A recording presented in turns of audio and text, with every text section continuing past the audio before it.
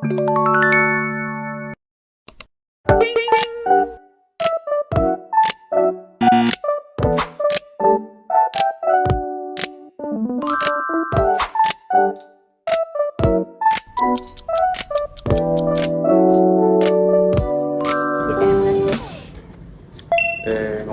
選擇就讀 UTM 最主要原因係因為我自己本身好中意酒店，我由細到大我都好經常好中意去發掘一啲唔同酒店啊，無論係貴價或者係平價，其實我都會好有充滿一個好奇心咁，所以我細個已經同自己講話，其實好想大個嘅時候就可以去讀翻一啲同酒店相關嘅一啲行業。我其中一個契機就係我有一個同學 UTM 嘅同學，佢就 refer 咗我去做酒店相關嘅行業，咁就係 Revenue Management。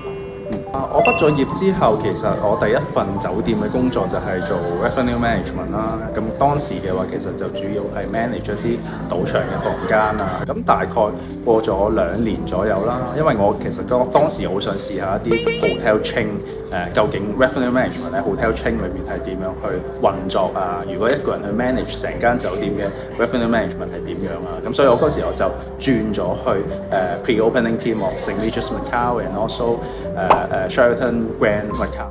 咁隔多咗幾年之後，我嘅舊老闆係 Sense 嘅時候就問我：有冇興趣翻嚟金沙幫手去 manage OTA account 啊？咁其實因為 revenue management 同 OTA 其實係好有互相關係嘅。OTA 係一個 digital sales 嘅 function，revenue management 係負責點樣去幫公司係透過 room revenue 去賺多啲錢。咁互相其實係經常有好多 crossover 嘅嘢。咁我當時知道其實 OTA 係嚟緊嘅一個 trending 啦。咁所以我亦都選擇咗呢份工作，咁做到差唔多8年之後，做到今時今日嘅我咯。